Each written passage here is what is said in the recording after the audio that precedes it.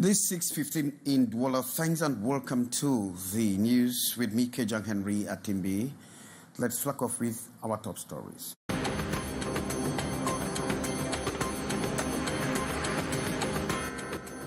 Interior Minister Paul Atanganji sets the ball rolling for unauthorized churches to shut doors before the affront on a cylinder law. The churches have been given up to February 15 to comply with the ministerial injunction. And Christmas ignites artistic creativity as young people demonstrate their savvy in wrapping gifts as Christmas is around the corner. And Ghanaian Supreme Court dismisses two separate cases challenging the legality of an anti-gay legislation, increasing crackdown on LGBT people and those promoting lesbian, gay, and non-conventional sexual and gender identities. Top stories.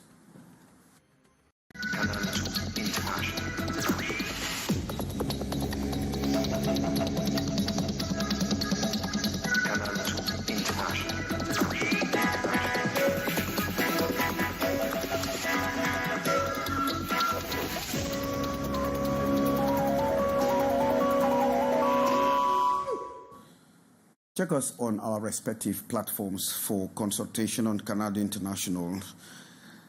We begin from Yaoundé, where the Minister of Territorial Administration, Paul Atanganji, has set February 15, 2025 for all churches to shut doors, unauthorized churches to shut their doors.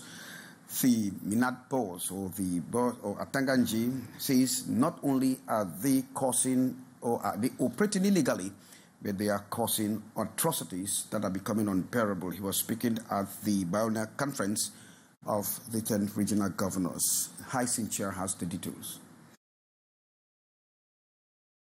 After 2 days of stock taking with the regional governors during this second biannual conference, the Minister of Territorial Administration doesn't mix words in addressing disturbing issues across the country. Paul Atanganji sets a clear deadline for unauthorized revival churches brainwashing Cameroonians to close their doors or face the state. Les églises de réveil qui n'ont pas reçu l'autorisation de s'installer au Cameroun doivent fermer leurs portes au plus tard le 15 février 2025. Revival churches that do not have authorization must close their doors latest February 15, 2025. If by that date any illegal church is still operating, the administrative authorities will close the church, the promoters arrested and tried before competent courts. I am recalling that only the President of the Republic has the powers to authorize a church in Cameroon. We must put an end to all these illegal practices. The situation is deplorable with deviant behavior of pastors, criminal in nature, disturbing the population, destroying marriages with lies, manipulation and scamming of the vulnerable. They must stop taking advantage of the depressed Cameroonians. La quiétude des populations brise les foyers avec des mensonges et les manipulations et l'escroquerie. Les faux pasteurs doivent cesser d'escroquer des gens vulnérables qui vivent dans une situation de détresse.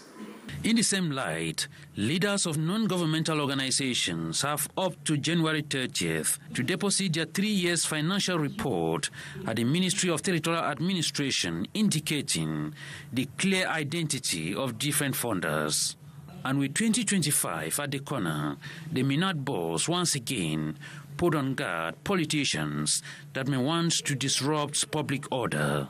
Plus que jamais, je mets en garde les responsables des associations et ONG aux ordres, les politiciens complotistes et conspirationnistes contre tout acte malveillant. Like never before, I put on guard conspirationists and manipulative politicians. We will crack down all who attempt to disrupt public peace in 2025. The force of the law must prevail. Disorder cannot prevail in Cameroon. Notre rôle est de faire comprendre aux ennemis de la République que le Cameroun est un pays debout, géré par le président Paul Biya, notre guide éclairé. Le désordre ne passera pas au Cameroun. He urges the regional heads to multiply vigilance with the forces of law and order to ensure that Cameroonians face the upcoming festivities hitch-free, especially in troubled zones. Thanks very much, Hyacinthia, for that report. And after the conference, you caught up with some of the governors, and this is what some of them had to say about their respective regions. Yeah, we've been having some challenges within the last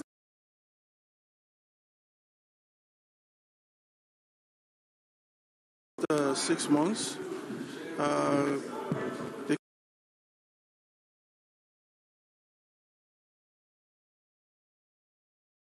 case of the separatists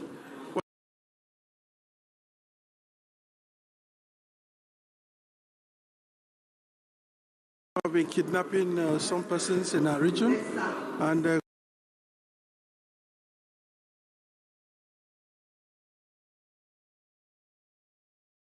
collecting ransom in that light.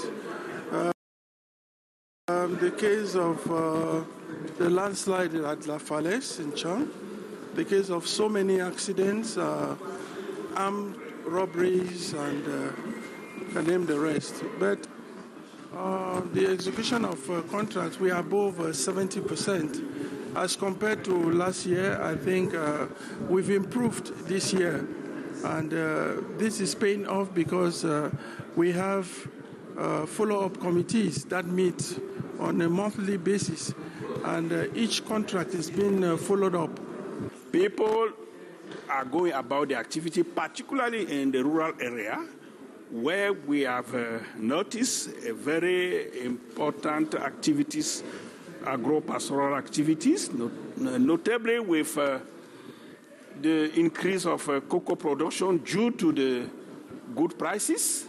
People have gone back, they are going back to their farms, and they are collaborating to denounce those boys, those misguided children who are still hanging around with some weapons.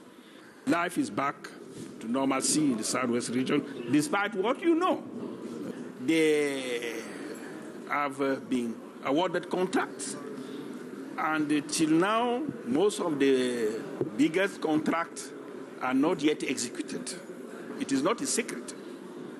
The procedures are ongoing for those people to face the consequences. I think by the end of the year, we should have close to 50% of our contracts, our projects executed. And I think by March of next year, we think we're done with the projects of 2024.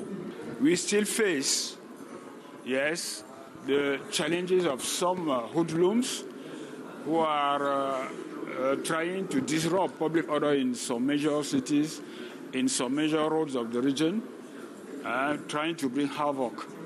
But faced with that situation, security services are doing their best with the cooperation of the vigilante group, the other stakeholders, the population, to shun out the devil from our communities and allow the population to enjoy good festivity at the end of the year.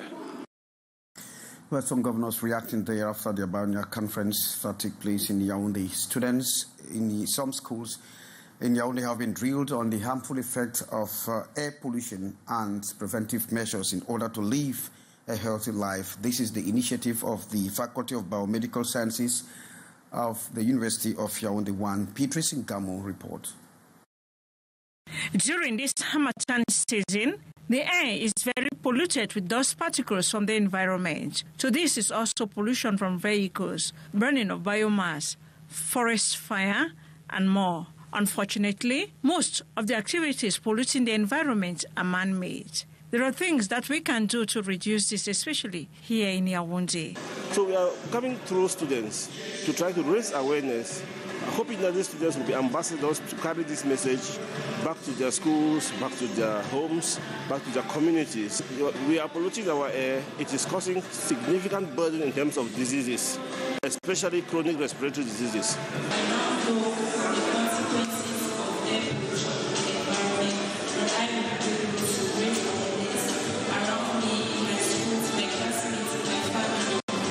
occasion to warn the public as things can get worse if nothing is done. Imperative, therefore, to reduce air pollution and high exposure to air pollution so that we can live healthier lives. And the aim of this project is to build knowledge about the level of air pollution in cities like Yaoundé. So in this project, we are trying to measure air pollution in Yaoundé, and we have monitors around Yaoundé which have been implanted, which are already showing data that Yaoundé air is very polluted.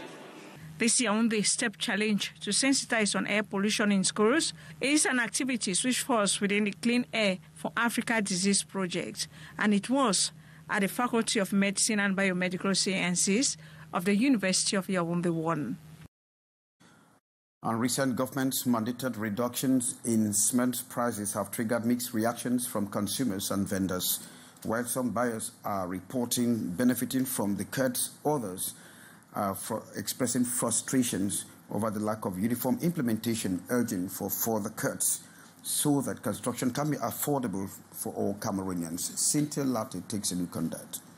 It has been only 4 days since Cedric, a construction manager in Douala, purchased a 50-kilogram bag of robust cement at a local hardware store for 5,000 francs CFA, unaware of the government's recent decision to lower cement prices. Steve, another consumer, shared that cement prices in his area remain unchanged despite the announcement. Depuis déjà au moins 2 à 3 mois que j'utilise abondamment le ciment dans mes chantiers, c'est le même prix.